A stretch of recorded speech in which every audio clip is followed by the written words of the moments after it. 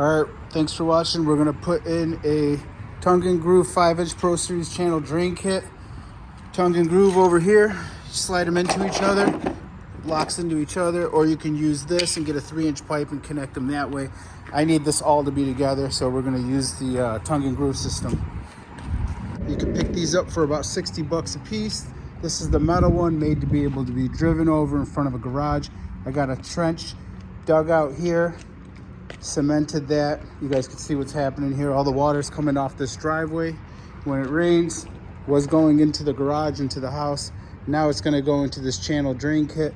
They connect to each other and go so on. And then I got some tile drain, and that's gonna connect over here, and it's gonna go down this way.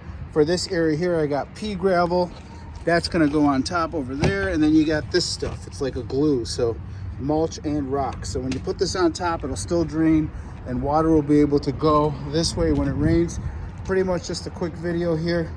You guys get the concept or the idea or whatever the hell you call it. So you connect these into each other. This one gets punched out on the other end. You just punch it, connect it. It's got all the accessories inside. I'll put that on here so you guys can see what it's called. 5-inch Pro Series drain channel.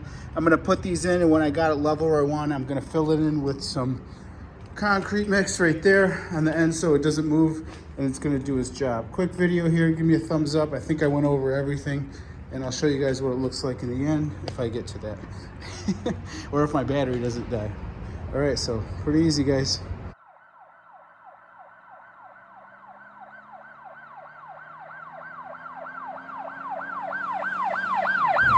Real easy. So just make sure to make your trench a little bit bigger than what this calls for. You got 5.5 inches there or so, and then you can see I got a nice gap there, so everything's gonna fit in great. Real quick tip, I found the best way to pack it is using gloves and pack it into those little cracks because you don't have a lot of room. So I got these rubber gloves, I'm just using my hands and packing it in.